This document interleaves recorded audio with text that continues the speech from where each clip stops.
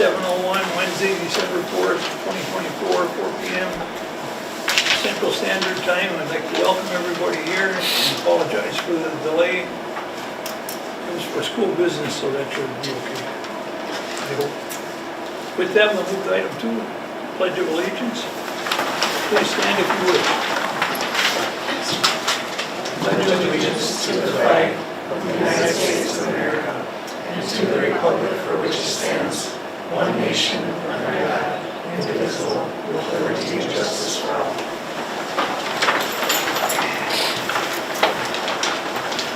Thank you. With that, we'll move to item 3. Turn it over to Superintendent Rick. We have no public comment, Mr. Chair. Thank you.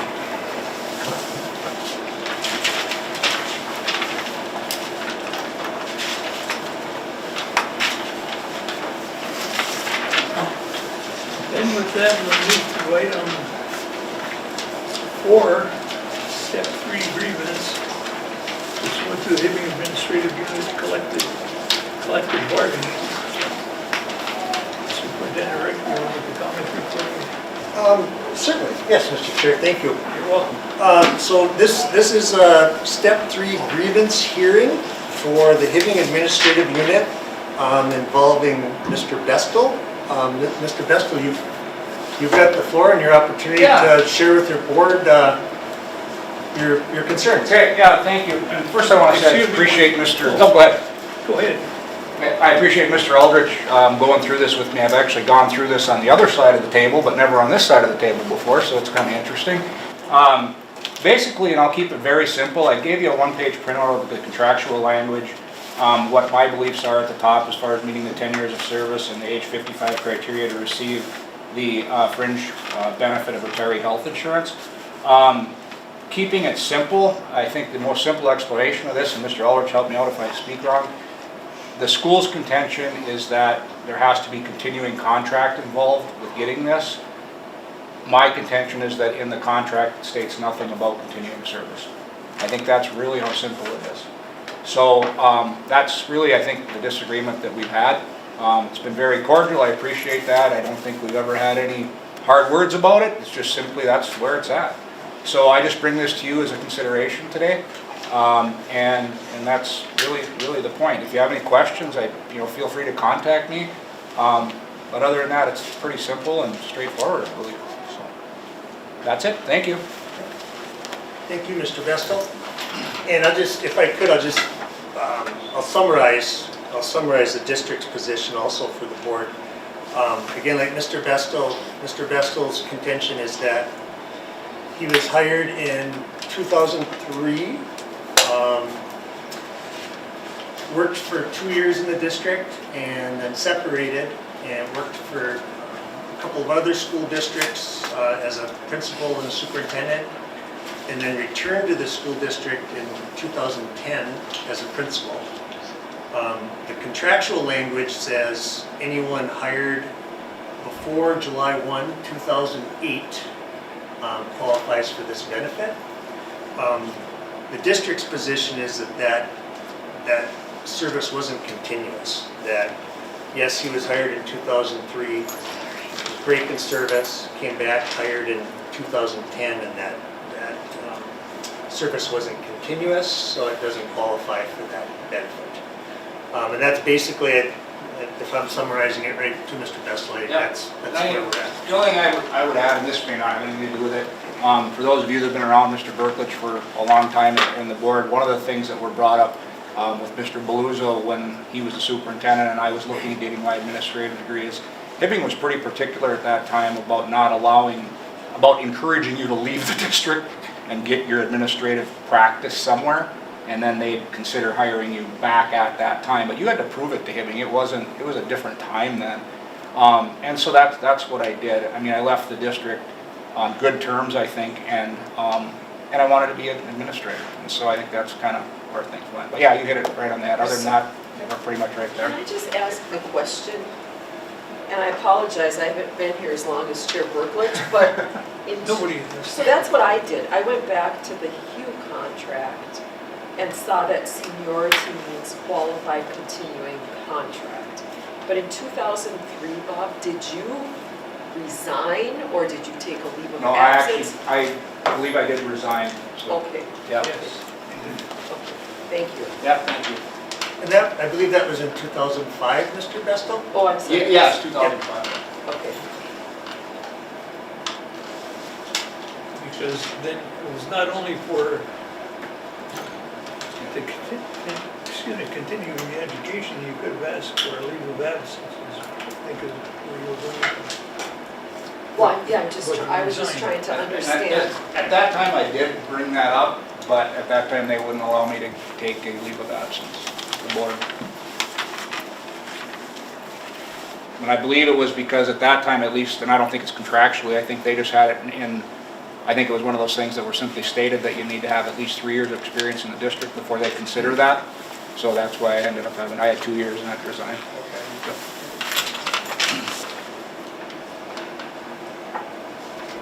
But then when you came and re-employed, you started with the seniority date of 8/1/2010. That's a seniority date, yeah, and then there was. And so what does that actually mean? Just, I think my seniority in the administrative unit is 8/1/2010 And that's when the contract started. for administratively. At the bottom, you'll notice it does say that, and again, this is part of that, any ISD 701 employee hired prior, regardless of previous bargaining affiliations. So it didn't matter which union you were in. So, but you've opted, right, to get the health care savings since you returned. Yeah. Well, and that was given to me, yeah, I didn't even honestly know I was getting that until recently. And I've talked a little bit about that with Mr. Aldrich, and I'd be willing to, if we could work out an agreement to where that would go back to the school to help cover things, I'd be definitely willing to do that. Well, and that was gonna be my question, is people that were hired prior to July 1st, 2008 get their health insurance benefit through the district upon retirement, but they don't get this health care Health savings. savings. It's one or the other. Yeah. Okay, Yeah. thanks. And that's one of the other aspects of receiving that healthcare savings benefit over time. The timeliness of the grievance, and for the other reasons that we talked about, just simply the lack of continuation in service, that I would recommend to the board that we deny the grievance today with Mr. Bestel.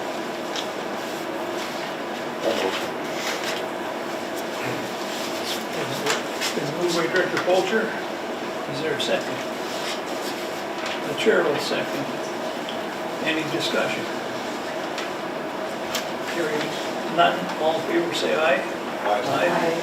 Opposed, same sign. Motion carried, thank you.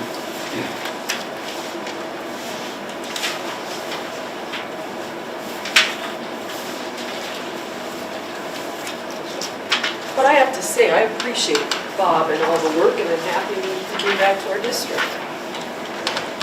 Well, this is, Mr. Bessel's not here then. I'm sorry. I just said, you know what, and I appreciate you came back to our district, and I appreciate all the work you Yeah, do. thank you. Yeah, we dealt with it, so. And I think just important for the, for the public, and Mr. Bestel and I have had this conversation. This process isn't, I don't think this process has to be adversarial, right? I mean, Yeah. Mr. Bestel feels he qualifies for this benefit, and the district feels he doesn't. This is the process. So the next step for us would be is the ball is back in Mr. Bestel's court, and if you'd like to take this to the next step in the grievance process, then he has that right to do so. Which would be, It eventually could result in arbitration. Arbitration. Is there a time period? I'd have to look back at the contract, but yes, there is a time It's been a period. learning process for everybody involved. Yes, I believe there is a time period. It's a 5-day usually thing that's been going back and forth. Yeah. I mean, and it's one, I think we've talked about, like contractually, we've talked about how we can make this a little more smooth. But I do think that what the idea in the contract was originally was to have everybody work together enough where you try to work out agreement before you get to that. I mean, I just think that's why it's there. So I don't think it's a bad thing, it's just, when it comes to something like this, where you kind of, I hate to put it this way, it's kind of a black and white situation. I'm one side, you're the other. It's a kind of a monotonous process, but again, it's understandable, you know. So, like I said, I've been on that side of it before too. So, Mr. Aldrich, do we have any other employees besides Mr. Vestal that would fit in that category of that time frame where they started, left, and came back and? I don't believe so. No. We had one other teacher that was on a leave of absence that potentially could have fell into that category about a couple of years ago, but they've since retired and moved on, so no, there are no other employees in this situation. Can we provide, or talk to our legal people and have them provide Mr. Besto an explanation where we stand? So we're not just, going by what we say here, and that he has that, and then we can work I together. think we've kind of had that already. You know, I mean, whenever you do this stuff, to be honest with you, you consult with your legal on both sides. On both So, I just like to see it written somewhere so that everybody has some clarification. And we do have, Mr. Besto sent correspondence, I replied to that, and I believe I did send that out to you last week too in an email, so I can get it to you again if you'd like to see that. You have copies. Okay, thank you. With that, we'll move to item 4, administrative reports. Item A, directors. I would just like to publicly congratulate and thank Danielle Zubich. We got an email from Mrs. Lane Banky, chair of the union, and they voted and they nominated Danielle for a Teacher of the Year award. So I would just like to publicly thank and congratulate her. And I know I exchanged emails with Danielle, or with Deb, so if there's anything we could do as a board to support that, she'll let us know. Very nice. Thank you for that. Okay, with that, we'll move to staff. Superintendent Rick. Yeah, we have 2 administrators here today. I don't know who had planned on what is Carrie Gary's gonna first? be a lot longer than me, so I'm going Okay, first. Mrs. McDonald is here to talk about the world's best workforce, which is no longer the world's best workforce, but we're not worried Let about me that. digress for a second. Forgot to ask what the. Oh, I apologize, yes. I I'd like to apologize. shed some light on some of the wonderful things happening in the school right now. I know the musical just came to an end. And I've heard over 700 tickets were sold for that, and we had a great performance. The one act is starting up as well, same thing with knowledgeable and speech. I also realized that hockey's starting up again as well as wrestling and basketball. And I know that both the hockey team and the wrestling team won a match this Tuesday. So overall, things are going quite well there. And for academics, I know that intercommunications, there's now a 6th course for that. So I think that would be a great addition to the school. Overall, some pretty positive things happening. Very good, thank you. Now we can, Yes, sir. sorry. Thank you, Mr. Chair. Yes, so we have Mrs. McDonald. She's going to give a report on the world's best workforce and all the work that her committee has done up to this point, and then we'd be looking for your approval later on in the meeting. So, Mrs. McDonald, go right ahead. Thank you. I know this is Director Fulcher's favorite meeting, World's Best Workforce Report and Truth in Taxation. So make it long, just as long as you need, Carrie, just keep going. Oh, don't worry, I will.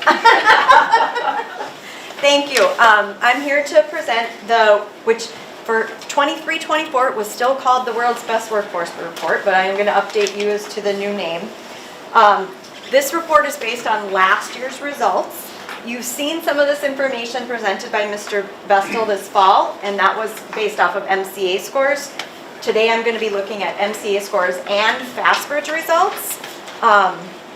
The difference being MCA measures grade level standards, and that's the assessment for grade level standards, whereas FastBridge is a universal screener that is used to identify students that need additional support. So our first World's Best Workforce goal is that all students need to be ready for school. And our goal is based off of the assessment TS Gold that is given to our Ready, Set, Go students. There are 6 categories that are assessed in that assessment. And you can see the goals and then the results. And then also whether we met our goal or did not meet our goal. I think I struggle sometimes with goals because it's really, you can create your goals to make sure you meet them all, or you can create your goals so that you have rigor. That's more of a philosophical thing. So I think what we learn from giving these assessments is more in what we come up with our action steps for working on these goals than the actual numbers we're setting in the beginning. The action steps were developed by the building admin at each level and then their staff. So for the Early Learning Center, the action items they had were implementation of the classroom management and classroom engagement model, using the actual TS Gold assessment throughout the year, and then a social emotional curriculum that was taught weekly. Another goal for World's Best Workforce is closing the achievement gap between student groups. We chose to focus on the Native American population. We do have to look at subgroup by race for this category, and so we chose the Native American population. These goals are both set based off of the MCA, and you can see that the high school and Lincoln both had goals that were set. The results are given. For math, we didn't meet our goal, but we were above the state average. And then for reading, we met our goal, and again, we were above the state average. So, good news there. Carrie, Yeah.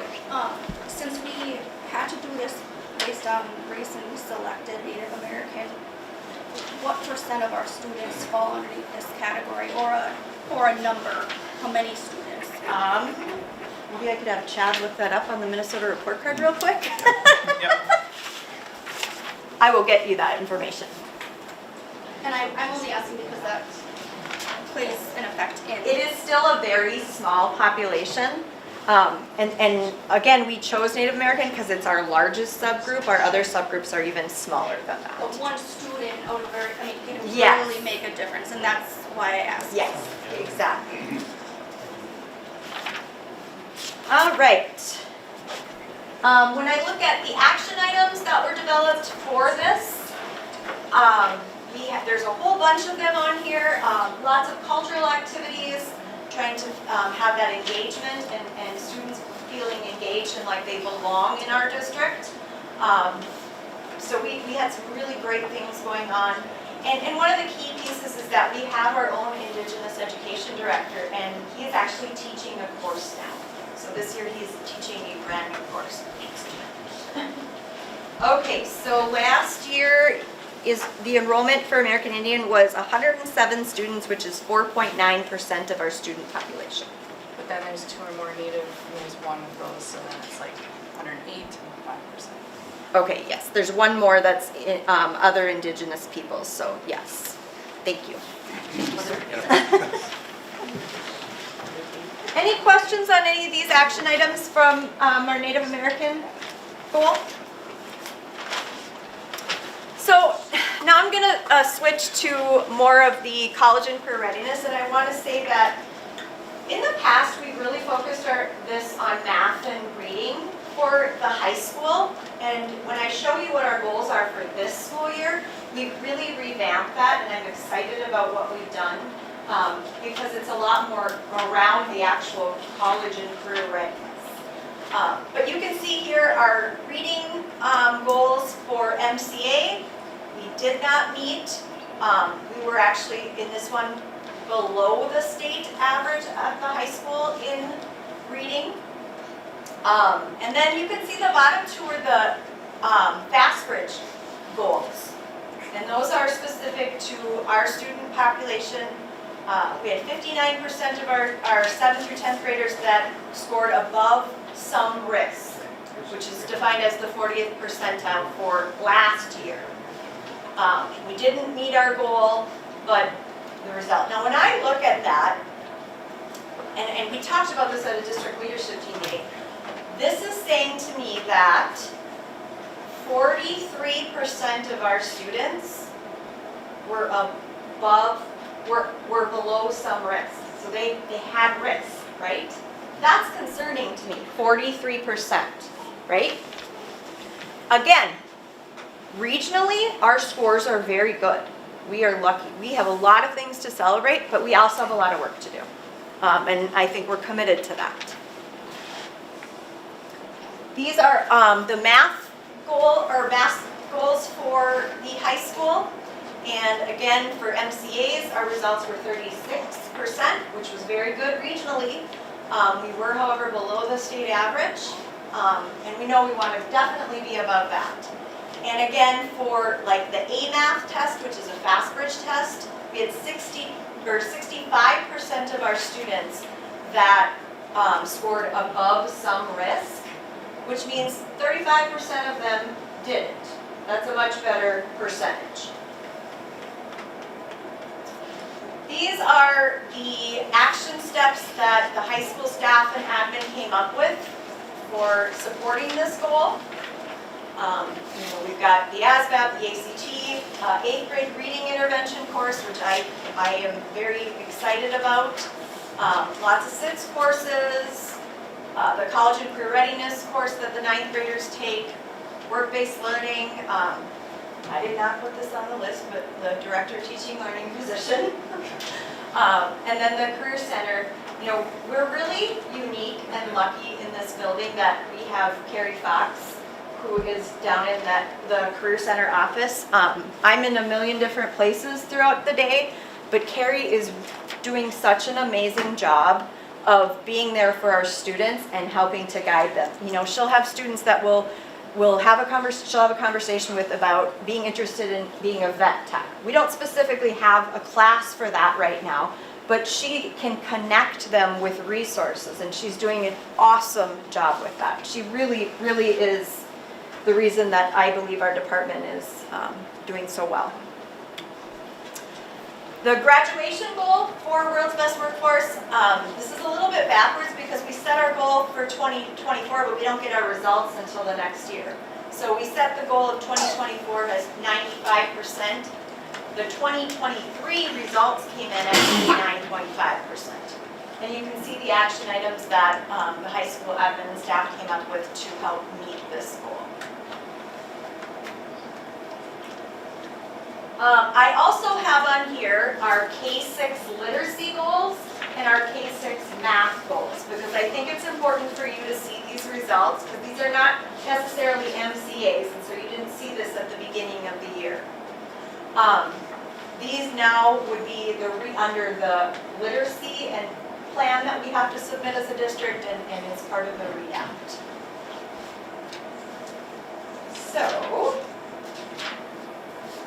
the hope is that our REACT training that all staff K-6 are going through is going to help increase these results for all students, because all the teachers are going through this. And we're getting some really positive feedback from this training. At first, I think there was a lot of frustration and maybe concern because it's a huge time commitment, it's a lot of work. But I'm now starting to hear teachers saying, this is really good stuff, which is exciting. And the more I hear them say that, the more I know they're going to incorporate this into their instructional practices, and then we're going to have student scores that are going to come up. But when you look at this, so we had set a goal of 75% of students in K2 will be above some risk at the 40th percentile in early reading. Okay, now that test is only given to kindergarten and first grade students. Look at our result. Only 37% of our students. What I want you to understand is that the students that are coming to us are struggling, even as soon as the kindergarten level.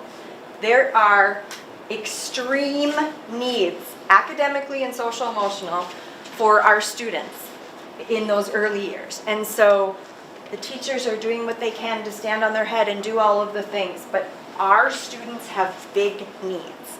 I'm going to just put in my plug. I didn't ask permission, sorry, Mr. Aldrich. I believe this is only going to get worse if we do not continue to support our Tier 2 staff and students. So those would be the students that are getting title and intervention services. I truly believe if we don't support those programs, we are going to see an increase in special education costs, which we already know is extremely expensive for our district. Right now, 1 in 4 kids qualifies for special ed. If you get rid of those tier 2 services, that number, I promise you, will go up. So that was my plug.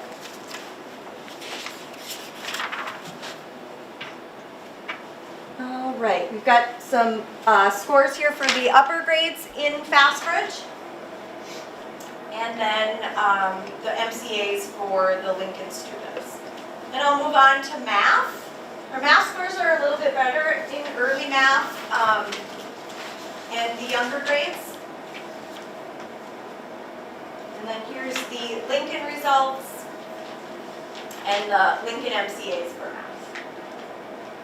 And again, whether we met our goal or did not meet our goal is all relative to what we set our goal to, right? So it's more about looking at where we're at and trying to figure out how we can support the students that are struggling. The action items for the K-6 literacy and math goals include, we switched last year, it was a brand new assessment. We gave the Fastbridge assessment. I believe we are getting really good data from that assessment because it's able to identify the students that are struggling. And we have a lot of them. Some other things on here, obviously the title and intervention program, small group instruction, and then the targeted services programs that we're running after school. So, that was the report for last year's results. That would be called the World's Best Workforce report. It is what I am required to submit to the state, and it needs to be on our district website. So, I think in a little bit here, you will be asked to approve that report.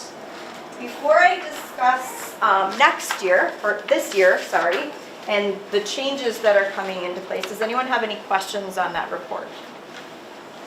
I don't have any questions, but I concur with what you say is, we look at the high school, but it's kind of like throwing them a life ring, right? When they're already down the river. What can we do to stop them from falling in the river? And even before, like in preschool, what can we do? And how can we figure out how we can get funds to build the programs? Because I agree, if we don't do it, Right. there's going to be a lot of kids that aren't going to have that opportunity. I got a really cool email from one of our title teachers who happened to also be a student that was in title when they were in school.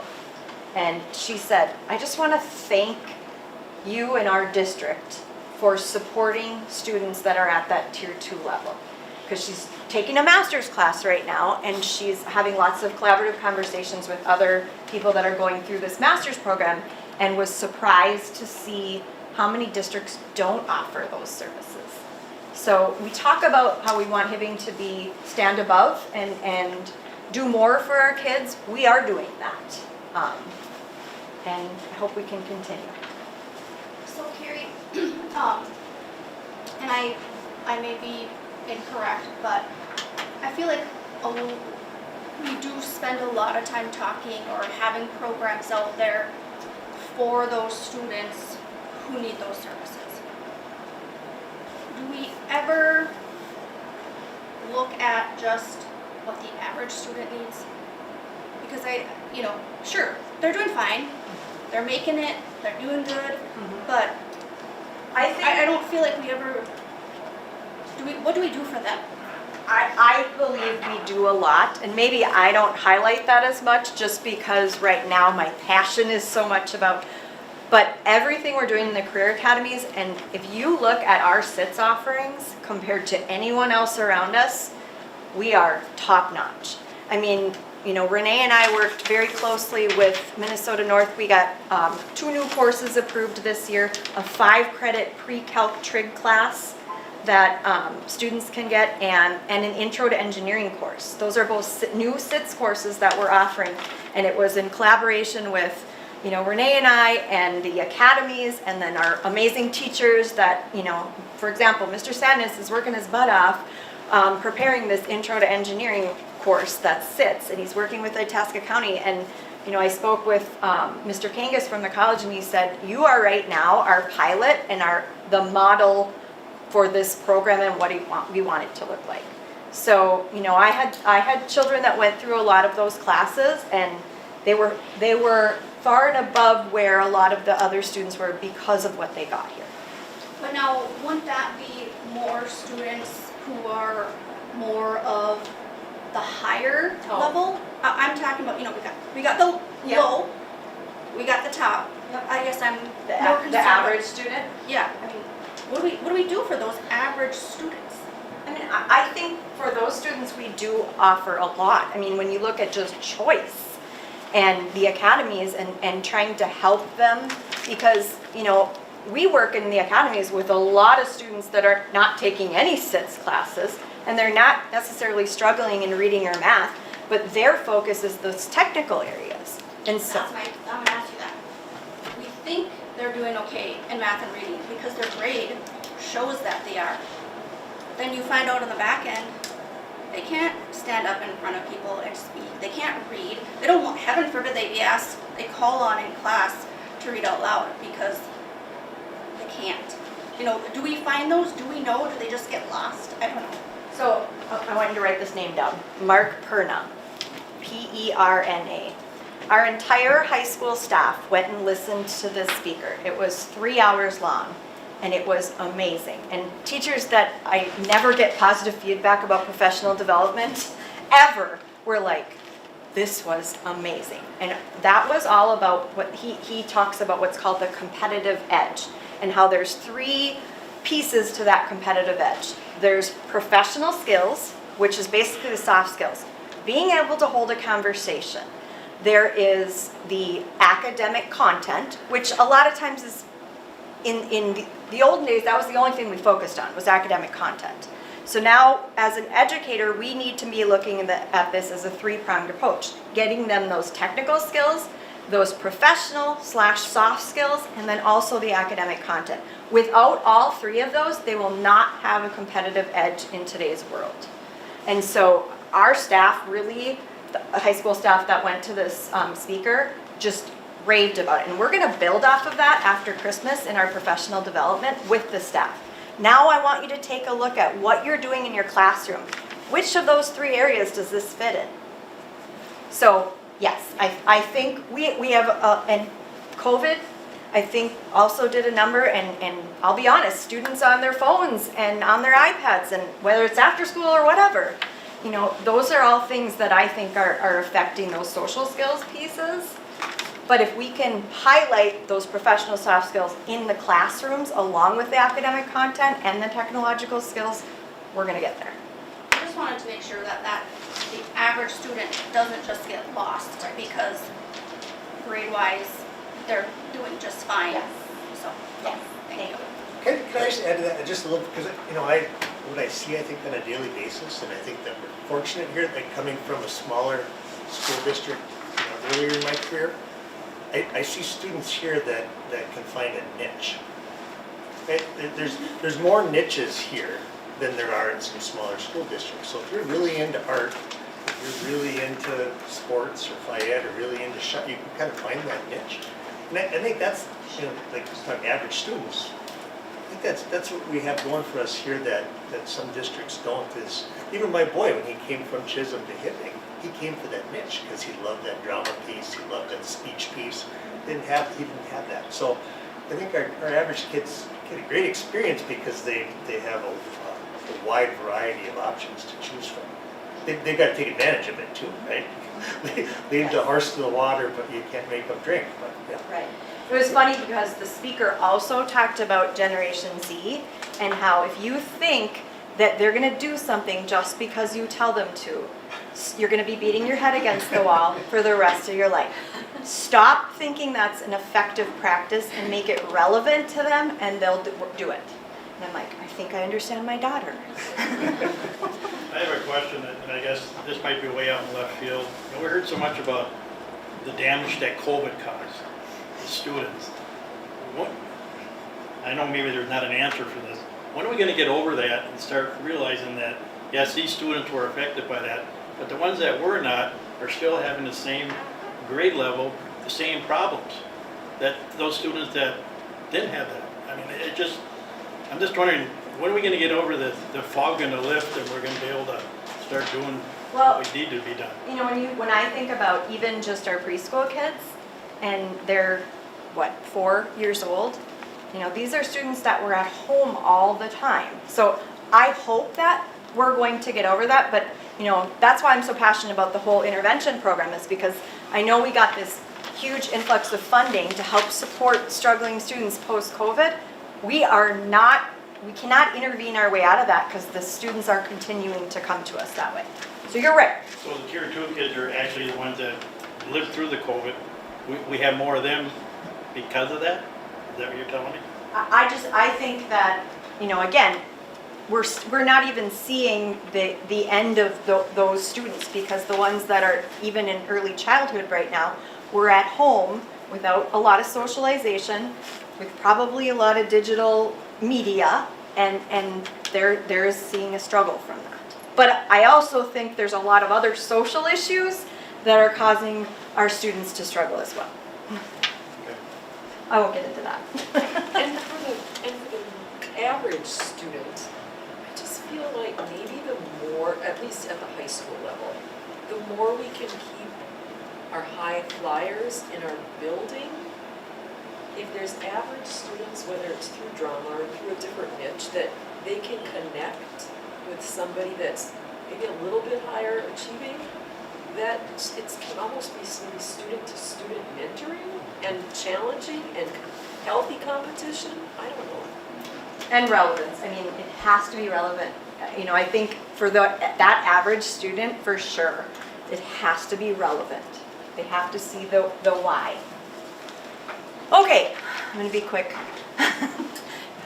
This is the new name of the world's best workforce. Of course, love MTE, they changed the name to the Comprehensive Achievement and Civic Readiness Report and Law.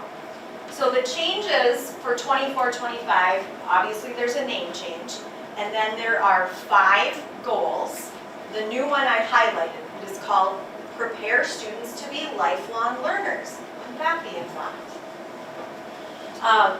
So for Hibbing schools, we have set our goals for 24-25, and we have included goals for all 5 of the CACR areas. We have also set math and literacy goals, and then we are currently working to finalize attendance goals by each building. Okay? How are we going to work to achieve these goals? So what I've seen is that in the past, we have set action steps, but we haven't done a good job of going back and checking in on those action steps and the progress we've made, and using data to decide, are we headed in a good direction with these action steps, or is it just something we're writing on paper? So through our district leadership team, where we meet monthly, we are overseeing the Comprehensive Achievement and Civic Readiness Law. And then we are also doing our MTSS training and developing an MTSS handbook. What's kind of new this year, and we had it in some forms in the buildings already, but we have school leadership teams that also meet monthly, and they meet in between our district leadership team meetings. So we talk as a district team, and then the school goes back to their smaller school leadership team, and they develop school action plans. And I'm just going to show you one example. So this is an example of the, I'm going to scroll down to here. It's going to be hard to see, but this is the high school's action plan. And so instead of just writing action steps, they have action steps, a timeline, what resources are needed, including time, personnel, and dollars, who's ultimately responsible, when is the date that the team's going to look for a follow-up, and then what information or data are we going to look at to review our progress. So this is, again, more steps to holding us accountable for the action steps that we're creating.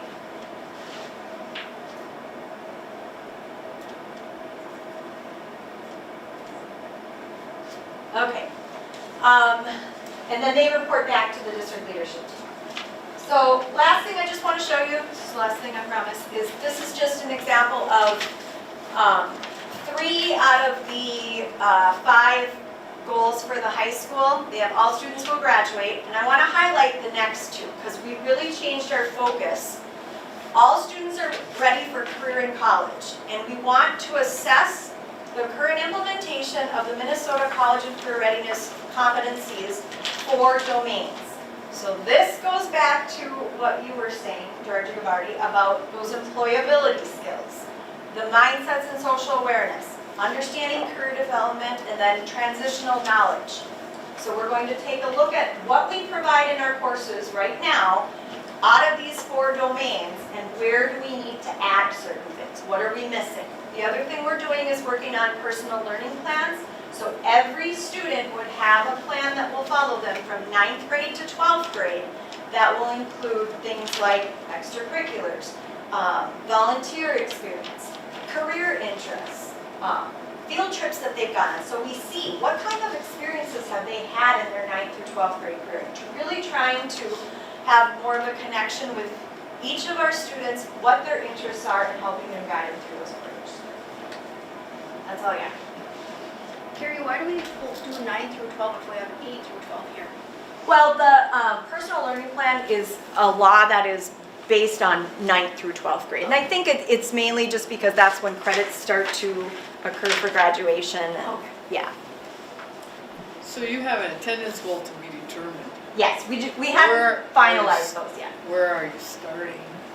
Well, we're looking at what our attendance was. So I provided for each of the schools what their attendance was for last school year based off of the Minnesota report card. And then we're taking a look at that and setting a goal. What is it? I don't have those numbers, but I can definitely get them to you. It'd be interesting then. Yes, I'll send you the reports that I shared with all of the schools. Any other questions? Thank you. Very good, thank you. Thank you, Mrs. McDonald. Anything else? Okay, thank you. Gordon? Oh, yes, I'm sorry, we have Mr. Best. Yeah. And I'll keep it brief because I know you guys are ready for something to be brief here. But no, I just wanted to mention too, a couple things. At Greenhaven right now, we've gotten to this part of the year where things are flowing pretty well, and I think all schools probably are starting to feel that, at least it's starting to kind of come together. It was a very interesting time personally for me because when you bring in 3 different schools, you bring in 3 completely different ways of doing things. And I've been very fortunate to have a staff that's been able to come in and talk to me and say, well, this is how we did it here. And it's been interesting because we have had to go through a learning curve with that and try to find out what the best way to do things is. And the staff has been really good about that. Along that line with what Carrie's just talked about regarding the curriculum we brought in over the last couple of years too, between the reading curriculum, the math curriculum, and the Read Act in a sense, those are major things we're bringing to our staff. And so I think all of us are trying to find ways to help our staff move through that. This year I have allowed, which this kind of goes to, and I think other teachers or other schools have too, I've had like 3 of my teachers from each grade level take a day and get together and work through the math curriculum and try to feel how it's going to be throughout the whole year, then go back and meet the rest of their staff in their grade level and walk them through kind of what they've looked at.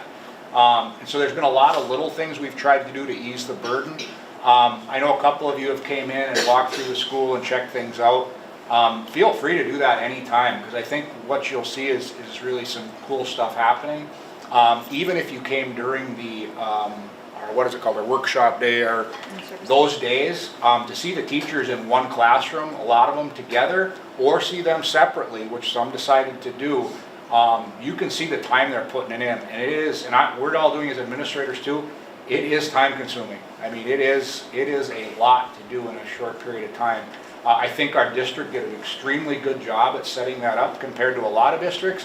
I have a lot of my nieces and nephews and other relatives who teach in other districts around the state, and a lot of them they don't even have remotely the amount of support that our teachers have here to do this. So I want to tell you, that it's a good thing. You guys made some very good decisions allowing these teachers to have this time period because it's tough. And I have a sister-in-law that's honestly not kidding, ready to quit. Because it's just, she's gone through too much, and she's got a tough class, and then she's not only dealing with that, she's having to worry about doing all these other things that our teachers are having class or in school time to do outside of school. And it's an impossible task, basically. So I think that's a big plus. So again, kudos to you guys for doing those things because it has helped our district a great deal. The other side of it is when you talk about, and I've said this for a long time, when you talk about it, when is this COVID thing going to end? As far as, I honestly, my glass half full thing is, I do see with Mandy and talking to her a little bit about our early childhood and our kindergarten this year, behaviorally, that doesn't mean academically, but you can't have academics until you have behavior. Behaviorally, there is a much big improvement there. Our first grade this year is a really tough group. To me, that was the end of it, and I said that 2 or 3 years ago when we started looking at this, that you're going to hit that wall. I mean, you're going to see the light at the end of the tunnel, but it isn't going to be with a 9th grade class. It's going to be with these younger ones because when I moved down to start working at this grade levels and had the kindergarten last year, you know, again, I went to every kindergarten and first grade teacher I knew and said, I apologize for not realizing how difficult your job is. And I think now seeing what's coming up, I do think there's a light. Those kids, it's going to take a while, and I might not get to see some of that, but they are definitely, there's improvement. So that's the light. I mean, and I think that's what we all have to hope for too, is that we're going to see that down the road here. So, thank you. Thank you. Now, item C, committee reports, anything? Hearing none, we move to item 6, a motion to approve the agenda. Support. Moved by Director Polter, supported by Director Martin. Any discussion? Hearing none, all in favor say aye. Aye. Opposed, same sign. Motion carried. Thank you. With that, we'll move to item 7, motion to approve the consent agenda. Support. Moved by Director Polter, supported by Director McLaughlin. Any discussion? Hearing none, all in favor say aye. Aye. Opposed, same sign. Motion carried. Thank you. With that, we'll move to item 8, administrative business. Sir Alex. Thank you, Mr. Chair. You're welcome. Item A is a motion to approve the permanent fund transfer of Fund 20, the internal service fund, effective June 30th, 2024. This is relating to the last time we negotiated and agreed to dissolve this fund and giving staff in conjunction with some healthcare concessions. And then the district would keep the remainder. So this, we were recommended to just have board formally close it. So moved. Support. Moved by Director McLaughlin, supported by Director Barty. Any discussion? Hearing none, all in favor say aye. Aye. Opposed, same sign. Motion carried. Thank you. Item B is the second reading of policy number 806, information security. Item C is a motion to approve the world's best workforce report. So moved. Support. Moved by Director Barty, supported by Director McLaughlin. All in favor say aye. Aye. Opposed, same sign. Motion carried. Thank you. With that, we'll move to item 9. The chair has one item, or 2 items. First, taxation meeting will be at 6 o'clock in this room later, in the boardroom. And we wish to cancel the December 18th meeting because the audit won't be available at that time, so we'd like to change the date. We have one other item to go with, and that's a mid-year evaluation for the superintendent, so we'd like to set up a date for a special meeting. That's okay with the board. What is December 12th?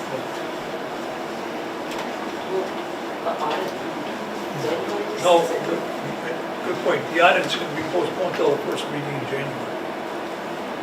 Right? Can we? Yes. Yeah. We have, yeah, it just with Christmas being where it is this year, she just didn't want to rush it, just to get it right. So if that's okay with the board, let's do it. We probably could have done something that last week in December, but I just know that board members are out of town and we have trouble with the quorum, so Alex did double check with Bonnie. This is proper to do it after the first of the year. So I'm looking at the 12th or 13th or 10th. Can maybe Trina send something out? Sure, we'll do it that Because way. I don't know off the top of my head. Have Trina to send out an email tomorrow with some dates. That might work. Well, just a thought, Mr. Chair, we have a finance committee meeting on Wednesday the 11th. And we have a couple board members here for that. Maybe that would be a time either before or after that to have a special meeting. On the 11th? If that's, I'm just trying to tie in when people might be here in the building, so. I won't be here. Okay. Well, I'll be here for an hour and then I gotta take off completely. I'm interim director for the Northeast Service Co-op at this time, so I'm kind of stuck between them. Sure. At least for 30 days. But we can have Trina send out and get some information and see a good date for everybody. Sounds good. Okay? Date and time. Yes, sir. Yes, sir. Time also. That being said, with item 10, motion to adjourn by Director Jeff. Without objection, the meeting's adjourned at 5 o'clock, and thank everybody for attending the meeting. And kudos to the baby again.